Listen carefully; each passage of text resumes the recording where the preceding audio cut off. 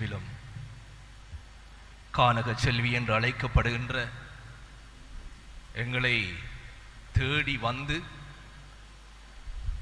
உற்று அவதானித்துக் கொண்டிருக்கின்ற இந்த மடு அன்னையினுடைய திருச்சுருவத்தின் முன்பாக இன்று கூடியிருக்கின்ற அந்த பாக்கியத்தை பெற்றிருக்கின்ற அன்பான சகோதர சகோதரிகளே, இன்று எங்களுக்கு ஒரு வரப்பிரசாதமான நாள். எங்களுடைய வரலாற்றிலேயே கிடைக்க முடியாத ஒரு நாளை இன்று இந்த சூசேப்பர் ஆலய, புனித அந்தோனியார் ஆலய, புனித ரீட்டாள் ஆலய பிள்ளைகளாக ஒன்று கூடி இந்த அன்னையை முகமுகமாக அண்மையாக பார்த்து கொண்டிருக்கிற அந்த பாக்கியம் 1974 ஆண்டு 50 வருடங்களுக்கு முன்பு இவர் வந்த பொழுது நாங்கள் பலர் பிறந்திருக்கவில்லை, சிலர் இவரை சந்தித்திருக்கிறோம். மீண்டும் அந்த நாள், அந்த ஆசீர்வாதத்தின் நாள், அந்த அன்னையினுடைய நேரடி பார்வை எங்களை எல்லாரையும் ஆற தழுவி கொண்டிருக்கிறது. அன்பானவர்களே, இந்த தேவதாயினுடைய விசேஷ ஆசீர்வாத நாளாகி இன்றைய நாளிலே அவருடைய பிள்ளைகளாக பக்தியோடும் கண்ணீரோடும் ஆனந்த கண்ணீரோடும் கால்வலிக்க மடுமாதாவை தேடி நாங்கள் ஓடோடி சென்று எங்களுடைய நேர்த்திகளையும் வேண்டுதல்களையும் ஏறெடுத்த பொழுது அந்த அம்மா இன்று எங்களை தேடி அவள் தொடர் பயணங்களை மேற்கொண்டு வந்து எங்களோடு இருக்கின்ற இந்த நேரம் ஒரு பாக்கியமான நேரம். எலிசபெத் அம்மாளை சந்திக்க சென்ற பொழுது, என் ஆண்டவருடைய தாய் என்னிடம் வர நான் வாய்ப்பு பெற்றது எப்படி? உம்முடைய வார்த்தையை கேட்டதும் என் வயிற்றிலே இருக்கிற குழந்தை அக்களிப்பால் துள்ளுகிறதே என்று சொல்லி இந்த எலிசபெத் சொன்ன அந்த வார்த்தைகளைத்தான் இப்பொழுது நாங்கள் மாதாவை பார்த்து சொல்ல வேண்டும். அம்மா, நீ எங்களை தேடி வந்திருக்கிறாயே, நாங்கள் வாய்ப்பு பெற்றது எப்படி? நாங்கள் என்ன தகுதி நீ எங்களை தேடி வருவதற்கு? உன்னுடைய ஒவ்வொரு வார்த்தைகளும், உன் ஒவ்வொருடைய பார்வையும் எங்களுடைய உள்ளம் கூசுதம்மா, எங்கள் மெய் சிலிர்க்குதம்மா. எங்கள் மனக்குமுறல்கள் எல்லாம் நீ கேட்டு எங்கள் ஒவ்வொருவருக்கும் உன்னை நோக்கி அண்மித்து வருகிற பொழுது எங்களுக்கு ஆசீர்வாதங்களை தர இருப்பதை நினைத்து எங்கள் சதுரம் கூசிக்கொண்டிருக்கிறது. தாயே, நீ எங்களிடம் வர நாங்கள் வாய்ப்பு பெற்றது எப்படி? செபத்தின் நேரம், இந்த தாயை பற்றி நாங்கள் இப்பொழுது அறிய இருக்கின்ற நேரம். கிட்டத்தட்ட 468 ஆண்டுகளுக்கு முன்பாக உருவான இவாவுடைய வரலாறு 4 நூற்றாண்டுகள் கடந்து இன்றும் அவா இருக்கின்றார். இன்று எங்கள் மத்தியிலே வந்திருக்கின்றார். மடு திருப்பதிக்கு போகின்ற பொழுது அன்னார்ந்து பார்ப்போம். ஒரு சிறிய தாயாக அங்கிருந்து எங்களுக்கு ஆசீர்வாதங்களை கொடுக்கிறவர் இன்றைக்கு எங்களுக்கு நேராக இருந்து பிள்ளைகளை வாருங்கள் என்று சொல்லி 50 வருடங்களுக்கு பின்பாக உங்களிடம் வந்திருக்கிறேன் என்று சொல்லி மிக அண்மையாக எங்களோடு இருந்து எங்களுக்கு ஆசீர்வாதத்தை தருகின்ற ஒரு உன்னத நேரம். குறிப்பாக சொல்ல போனால் அம்மா மரியாள் எங்களுக்காக இறங்கி வந்திருக்கிற நேரம், எங்களுக்காக இன்னும் தன்னை தாழ்த்தி அவள் எங்களோடு இருக்கின்ற நேரம். அந்த மகத்துவமான நேரத்திலே எழுந்து நின்று ஆண்டவர் எங்களுக்கு தருகிற வார்த்தைக்கு செவிமடுப்போம். ஆண்டவர் உங்களோடு இருப்பாராக. புனித மத்தேயு எழுதிய நற்செய்தியில் இருந்து வாசகம். அதிகாரம் 1, இறை வார்த்தைகள் 18 தொடக்கம் 21 வரை. இயேசு கிறிஸ்துவின் பிறப்பையொட்டிய நிகழ்ச்சிகள். அவருடைய தாய் மரியாவுக்கும் யோசேப்புக்கும் திருமண ஒப்பந்தம் செய்யப்பட்டிருந்தது. அவர்கள் கூடி வாழும் முன் மரியா கருவுற்றிருந்தது தெரிய வந்தது. அவர் தூய ஆவியால் கருவுற்றிருந்தார். அவர் கணவர் யோசேப்பு நேர்மையாளர். அவர் மரியாவை இகழ்ச்சிக்கு உள்ளாக்க விரும்பாமல் மறைவாக விலக்கிவிட திட்டமிட்டார். அவர் இவ்வாறு சிந்தித்துக் கொண்டிருக்கும் போது ஆண்டவரின் தூதர் அவருக்கு கனவில் தோன்றி, யோசேப்பே, தாவீதின் மகனே, உம் மனைவி மரியாவை ஏற்றுக்கொள்ள அஞ்ச வேண்டாம். ஏனெனில் அவர் கருவுற்றிருப்பது தூய ஆவியால் தான். அவர் ஒரு மகனை பெற்றெடுப்பார். அவருக்கு இயேசு என பெயரிடுவீர். இது வாழ்வு தரும் இயேசு கிறிஸ்துவின் நற்செய்தி.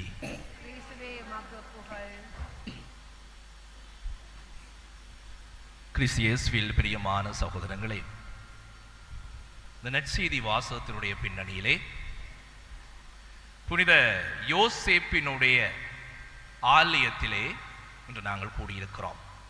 இங்குதான் எங்களுடைய மடு அன்னை வந்திருக்கின்றார். இப்பொழுது மரியன்னையினுடைய வரலாற்றிலே இறைவன் அவரை ஆண்டவர் இயேசுவினுடைய தாயாக தேர்ந்தெடுத்தாலும் அவருக்கு கணவராக இந்த உலகத்திலே வாழ்வதற்காக யோசேப்பை தேர்ந்தெடுத்தார். இந்த யோசேப்பினுடைய ஒரு பண்பு அல்லது ஒரு குணம் எப்படி என்று இன்றைக்கு எங்களுக்கு இந்த வாசகத்தில் கூறப்பட்டது. நேர்மையாளர். அன்னை மரியாளுக்கு யோசேப்பிலே பிடித்த ஒரு பண்பு இந்த நேர்மை குணம் என்று கூட நாங்கள் சிந்திக்கலாம். நேர்மை. அதிலும் அவரிடம் இருந்த ஒரு பண்பு, தன் மனைவி கருவுற்றிருப்பதை அறிந்து அவளை மறைவாக விலக்கிவிட, அவமானத்துக்குள்ளாக்காமல், தன்னால் அவருக்கு ஒரு கேடு ஏற்படாமல், தன்னுடைய மனைவியாக வர இருக்கிறவரை மறைவாக விலக்கிவிட வேணும் என்ற ஒரு பெருந்தன்மை, யாருக்கும் எத்தீங்கும் செய்யக்கூடாது என்ற ஒரு தன்மை கொண்டவராக அவர் செயற்படுகிற பொழுதுதான் அங்கே அவருக்கு இறைவனுடைய திட்டம் வெளிப்படுத்தப்படுகிற மாணவர்களே. இன்று இந்த மடு அன்னை எங்களிடம் எதிர்பார்ப்பது என்ன? எனக்கு பிடிச்ச ஒரு பண்பு, பிள்ளைகளை, நேர்மை. நேர்மையாளராக என்னிடம் வாருங்கள். உங்களுடைய பலம், பலவீனம், வெற்றி, தோல்வி, இகழ்ச்சிகள், அவமானங்கள், கவலைகள், கண்ணீர்கள் எல்லாத்தையும் கொண்டு நேர்மையான பிள்ளைகளாக என்னிடம் வாருங்கள். என் மகன் சொல்வது போல அவர் விரும்புவதை நீங்கள் செய்கிற பிள்ளைகளாக, நேர்மையான பிள்ளைகளாக என்னிடம் வாருங்கள். இந்த நேர்மைக்கு மதிப்பு கொடுக்கிற அன்னை மரியாள் அவருடைய வரலாற்றை நாங்கள் பார்க்கிற பொழுது, இன்று எங்களுக்கு முன்பாக இருக்கின்ற இந்த மடு அன்னையினுடைய திருச்சுருவமானது கிட்டத்தட்ட 468 ஆண்டுகள் பழமை வாய்ந்த ஒரு சுருவம். அந்த வரலாற்றை நீங்கள் சற்று கொஞ்சம் அறிந்திருக்க வேண்டும். எங்களுக்கு முன்னுக்கு இருக்கிற தாய் யாரு? முற்று முழுதாக எங்களுடைய இலங்கை, எங்கள் நாட்டுக்கே சிறப்பு மிக்க ஒரு அன்னையாக இந்த அன்னை இருக்கிறாள். ஏனைய அன்னையினுடைய பக்தி முயற்சிகளை நாங்கள் சிந்தித்தால், லூர்து அன்னை லூர்துபதி, ஃபட்டிமா அன்னை ஃபட்டிமாவிலே, வேளாங்கண்ணி அன்னை இந்தியாவிலே, இந்த மடு அன்னை இலங்கையிலே, தமிழ் பிரதேசத்திலே, மடு பிரதேசத்திலே எங்களுக்காக எழுந்தருளி அற்புதங்களையும் ஆசிரையும் வழங்குகின்ற எங்களுடைய அம்மாவாக இருக்கிறாள். இதுதான் இவளுடைய சிறப்பு. இவளுக்கு 468 ஆண்டுகளுக்கு முற்பட்ட வரலாறு உண்டு. உலகில் உள்ள கத்தோலிக்க யாத்திரை தலங்களில் பாதிக்கு மேற்பட்டவை இறைவனின் தாய் மரியாளின் பெயரால் இருப்பவை என்று புள்ளி விவரங்கள் குறிப்பிடுகின்றன. ஆங்கிலத்தில் உலகளாவிய ரீதியில் வெளிவந்த அன்னை மரியாளின் அகராதியில் உலகில் உள்ள பிரபல தேசிய யாத்திரை ஸ்தலங்களில் இடம் பிடித்துள்ள இலங்கையில் ஒரே ஒரு யாத்திரை ஸ்தலம், அதுவும் கன்னி மரியாளின் யாத்திரை ஸ்தலம் மன்னார் மறை மாவட்டத்தில் உள்ள மடு அன்னை யாத்திரை தலமாகும். முற்று முழுக்க எமது தமிழ் மண்ணில் உருவாகி இலங்கை மக்களின் மனங்களில் மட்டுமல்ல, மடு அன்னையின் பக்தர்களாக வாழ்ந்து வரும் அனைவரினதும் உள்ளத்திலும் இடம் பிடித்து இன்று மடு அன்னைக்கு முடிசூடிய 100வது ஆண்டின் நிறைவை நோக்கிய பயணத்தில் தன் பிள்ளைகளாகிய எம்மை காண வரம் தந்து எம் வாழ்வில் வளம் செழிக்க எம் யாழ் மறை மாவட்டத்துக்கும் இன்று எம் பங்குக்கும் வருகை தந்த எம் நேச அன்னையின் வரலாற்றை நாங்கள் சற்று அறிந்து கொள்வோம். 16ஆம் நூற்றாண்டில் யாழ்ப்பாணம், யாழ் குடா பிரதேசங்கள், மாந்தை பெருநில பரப்பு, மன்னார் தீவு போன்றன யாழ்ப்பாண ராட்சியமாக விளங்கின. அக்காலத்தில் யாழ்ப்பாண ராட்சியத்தை சங்கிலியன் மன்னன் ஆண்டு வந்தான். இந்தியாவின் தென் கரையோரங்களில் வசித்து வந்த கிறிஸ்தவர்கள் யாழ்ப்பாண ராட்சியத்தில் கிறிஸ்துவை பற்றி அறிந்திராத மக்களுக்கு வேத வசனங்களை சிறிது சிறிதாக போதிக்கலாயினர். இவர்கள் மூலமாக தூய பிரான்சிஸ்கு சவேரியாரின் வேதம் போதிக்கும் ஆற்றலையும் புதுமைகளையும் கேள்வியுற்ற மன்னார் வாசிகள் 1544 இப்புனிதரை மன்னார் தீவுக்கும் வருமாறு ஒரு தூதுக்குழுவினர் மூலமாக ஓலை அனுப்பினர். சவேரியார் திருவாங்கூரில் சமய அலுவல்களில் மும்முரமாக இருந்த காரணத்தினால் தமது நாமம் பூண்ட என்னுமோர் குருவானவரை யாழ்ப்பாண ராட்சியத்துக்கு மன்னார் ஊடாக அனுப்பி வைத்தார். குருவானவர் சவேரியார் மன்னார் தீவுக்கு குறிப்பாக பட்டிமுக்கு வந்து பலரை மனம் திருப்பி சத்திய வேதத்தை போதித்து மக்களின் மனதை வென்றமையினால் 600க்கும் அதிகமான மக்கள் இயேசுவில் நம்பிக்கை வைத்து வாழ்ந்த வேளையில் யாழ்ப்பாண அரசனான சங்கிலியனால் மீண்டும் மதமாற நிர்பந்திக்கப்பட்டு மறுத்தவர்கள் சிரச்சேதம் செய்யப்பட்டார்கள். இருப்பினும் இரத்தம் சிந்தப்பட்ட பட்டி தோட்டம் மற்றும் தோட்டவழி கிராமங்களில் புதுவேகத்துடன் கிறிஸ்தவ வேதம் மீண்டும் புத்துயிர் பெற்றது. இதனால் 1583 26 கோவில் பங்குகளில் 43,000 கிறிஸ்தவர்கள் மறைந்திருந்து கிறிஸ்துவுக்கு சாட்சியங்களாய் விளங்கினார்கள். இவ்வாறு ஏற்பட்ட 26 கோவில் பங்குகளில் மன்னார், தள்ளாடி, மாந்தை மாதா ஆலயமும் தற்போதைய மாந்தை லூர்து கேபி சிற்றாலயமும் அடங்கும். தற்போது மருதமடு மாதா என அழைக்கப்படும் செபமாலை மாதாவின் உண்மையான சுரூபத்தின் ஆதி இருப்பிடம் மாந்தை பிட்டியில் அமைந்துள்ள தற்போதைய லூர்து கேபி கோவிலடியாகும். 1669 ஆண்டு காலப்பகுதியில் இலங்கை தீவை ஒல்லாந்தர் கைப்பற்றிய போது மன்னார் தீவில் வாழ்ந்த கிறிஸ்தவர்களுக்கு எதிராக ஒரு கொடூரமான வேதகலாபனை ஆரம்பமாகியது. 1670 மாந்தை சிற்றாலயத்தை சேர்ந்த பக்தியுள்ள 20 குடும்பங்கள் ஒன்று கூடி மாந்தையில் வீற்றிருந்த இந்த செபமாலை மாதாவினுடைய சுரூபத்தை பாதுகாக்கும் முகமாக அதனை எடுத்துக்கொண்டு கால்நடையாக முதலில் கள்ளியட்டை காட்டில் சிறிது காலமும் பின் கண்டி அரசனின் சுங்கச்சாவடி என்னும் புராதன குளத்திற்கு அருகேயுள்ள கிராமம் ஒன்றுக்கு, இன்று அது தட்சணா மருதமடு கிராமம் என்று அழைக்கப்படுகிறது, தமது நீண்ட பயணத்தை செபமாலை மாதா சுரூபத்துடன் சென்றடைந்தனர். எங்கள் முன்னோரின் முயற்சி என்று எங்கள் அன்னை எங்களோடு நிலைத்திருக்கிறாள் அன்பானவர்களே. அதன்பின் 2 கிலோமீட்டர் தூரத்தில் உள்ள மருத மரங்களினால் சூழப்பட்ட சிறிய குளக்கரையை கொண்ட மருத கிராமத்திற்கு சுரூபத்தை எடுத்துச் சென்று வணங்கினர். அங்கு மாந்தையின் பரம்பரை கிறிஸ்தவர்கள் முதல் முறையாக திருச்சிலுவையை நட்டு செபமாலை மாதா சுரூபத்தை வைப்பதற்காக ஓலைகளினால் வேயப்பட்ட சிறு கொட்டிலை அமைத்து தமது வேத வைராக்கிய வித்தை விதைத்ததாக அறியப்படுகின்றது.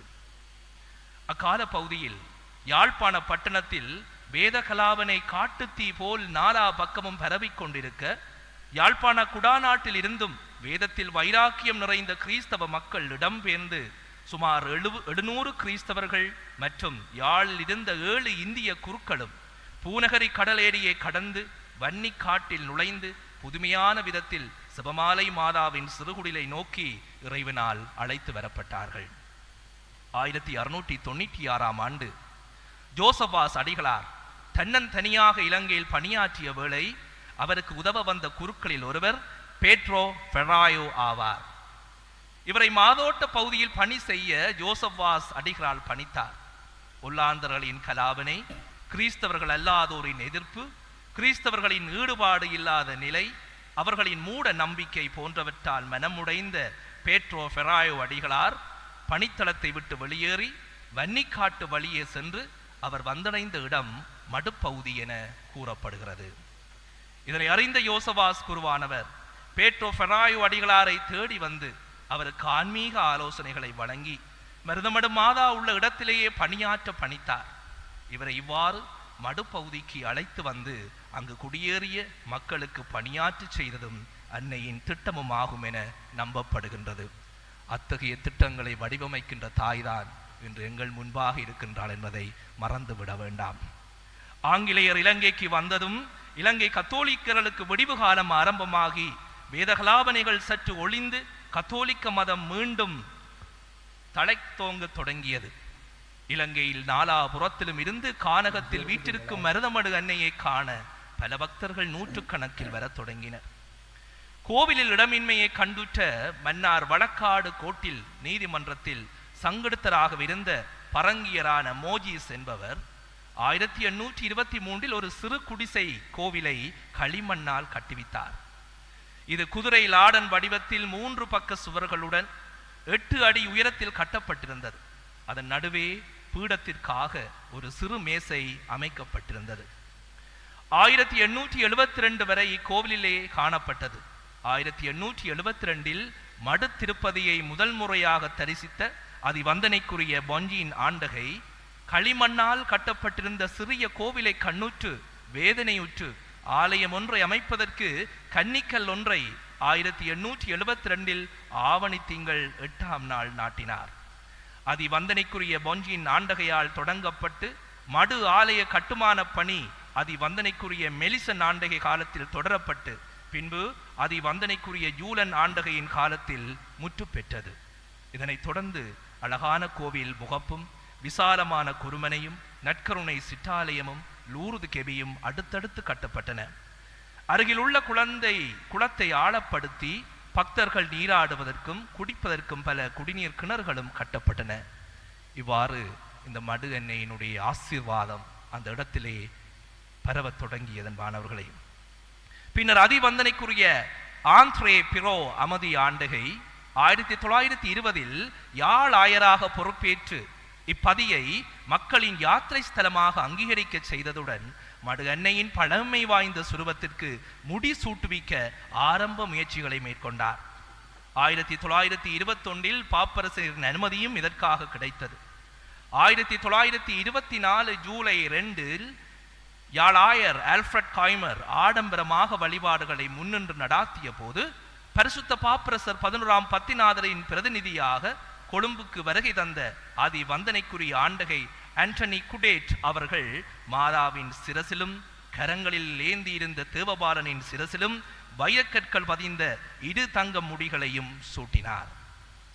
இந்நிகழ்ச்சிக்கு 1,50,000 மக்களும் 50க்கு மேற்பட்ட இலங்கை இந்திய குருக்களும் அக்காலத்தில் இருந்த யாழ், கொழும்பு, கண்டி, காலி மறைமாவட்ட ஆயர்களும் பக்தி பரவசத்துடன் முடிசூட்டு விழாவில் பங்கு பெற்றதாக சரித்திரம் கூறுகிறது. இலங்கையில் உள்ள பல தேவாலய மணிகள் ஆர்ப்பரிக்க, பீரங்கிகள் முழங்க, மருதமடு அன்னையின் கீதங்கள் வானொலியில் ஒலிக்க பல்லாயிரம் மக்களின் கனவு அன்று நனவாகியது. 1948ஆம் ஆண்டு அமலமரி தியாகிகள் சபை குருமார் தாம் இலங்கைக்கு வந்து தொண்டாற்றிய 100ஆண்டு விழாவை கொண்டாடும் முகமாக அதி வந்தனைக்குரிய கியோமோர் ஆண்டகையின் தலைமையின் கீழ் மடு அன்னையின் திருச்சுரூபம் கனிமறியால் ஒரு பிரசங்கி என்னும் கருப்பொருளில் யாழ்ப்பாண மேட்டாசனத்தில் உள்ள ஒவ்வொரு பங்கிற்கும் கொண்டு செல்லப்பட்டது. இதற்காக ஒவ்வொரு பங்கிலும் 2 தினங்களாக சிவதவங்கள் அனுசரித்தும் மக்கள் பயபக்தியுடன் தமது பங்குகளை அலங்கரித்தும் மனம் திரும்புதலுக்கான முயற்சியாக இவ்வருகையை ஆயத்தம் செய்தார்கள். இம்மாதாவின் யாழ் பவனி 1948ஆம் ஆண்டு பங்குனி 15ஆம் தேதி தொடக்கம் வைகாசி 5ஆம் தேதி வரை நடந்தேறியது. இந்த 50 நாட்களிலும் சுமார் 80 பங்குகளில் மாதாவின் தரிசனம் கிடைத்ததை கிறிஸ்தவர்களும் பிற சமயத்தவர்களும் பெரும்பேறாக கருதினர். இக்கால பகுதியில் சுமார் 51,000 கத்தோலிக்க மக்கள் தங்கள் தேவதாயாருக்கு காணிக்கையாக்குவதற்காக பத்திரங்களில் கையொப்பமிட்டு மடு அன்னையின் திருப்பாத கமலங்களில் வைத்ததாக சரித்திரம் சான்று பகருகிறது. தங்களை முற்றுமுழுதாக தேவதாய்க்கு அர்ப்பணித்து, அம்மா என்றும் நாங்கள் உம் பிள்ளைகளாக இருப்போம், உம் தேவகுமாரன் சொல்வதை கேட்டு நடப்போம் என்று தங்களை அன்று 51,000 கத்தோலிக்கர்கள் தங்களை காணிக்கையாக கொடுத்ததை வரலாறு எடுத்து காட்டுகிறது. மீண்டும் 1974 ஆடித்திங்கள் 2ஆம் தேதிக்கு முன்னர் மடு அன்னையின் மகுட அபிஷேக பொன் விழாவை முன்னிட்டு மடு அன்னையின் திருச்சுருவம் மீண்டும் யாழ் மேட்டாசனத்தில் சகல பங்குகளுக்கும் திருப்பவனியாக எடுத்துச் செல்லப்பட்டது. ஆண்டுதோறும் நடைபெறும் திருவிழாக்களின் போது கத்தோலிக்கர் அல்லாத பிற சமய யாத்ரீகர்களும் மடு மாதாவின் மேல் நம்பிக்கை வைத்து வேண்டுதல்களை மேற்கொள்வது தற்போதும் நடைபெற்று வருகிறது. மேலும் பாவிகளுக்கு அடைக்கலமும் கிறிஸ்தவர்களுக்கு தஞ்சமுமாய் மடு அன்னை இருப்பதாக மக்கள் இன்றும் நம்புகின்றனர். 2001 இலங்கையின் சமாதானத்தை வேண்டி மன்னார் மாவட்ட ஆலயங்கள் கொழும்பு, அனுராதபுரம், சிலாவம், கண்டி போன்ற மறை மாவட்டங்களுக்கு அன்னையின் திருச்சுருவம் எடுத்துச் செல்லப்பட்டது. இன்று அன்னையின் முடிசூடுதலின் 100வது ஆண்டில் மடு அன்னையானவள் எம்மையும் தேடி வந்திருக்கிறாள். அன்று அன்னை தன் உதரத்தில் இயேசுவை தாங்கி எலிசபெத் அம்மாளை சந்திக்க சென்றது போல 2024ஆம் ஆண்டு எம்மையும் தரிசிக்க சித்தம் கொண்டது நாம் அனைவரும் செய்த பாக்கியமாகும். தாயை வணங்கி எம் ஒவ்வொருவரையும் அவரிடம் கையளித்து இறையாசிரை அவர் ஊடாக பெற்றுக்கொள்ள மன்றாடுவோம். இத்தகைய வரலாற்று சிறப்பு மிக்க அன்னையினுடைய திருச்சுருவத்துக்கு முன்பாக நிற்கும் பாக்கியத்தை பெற்ற நாங்கள் பக்தியோடு எங்களுடைய வேண்டுதல்களை தாயிடம் சமர்ப்பித்து மன்றாடிக் கொள்வோம். அன்பானவர்களே, நாங்கள் எதிர்பார்த்ததை விட மக்கள் தொகை அதிகமாக இருப்பதனாலே முதலிலே இப்பொழுது குருக்கள் துறவிகள் தனித்தனியாக சுருக்கமாக வேண்டுதல் செய்து இப்படியாக நடந்து செல்ல, மற்றவர்கள் ஒழுங்காக நடந்து செல்லுங்கள். வழிபாடுகள் தொடரும். நன்றி.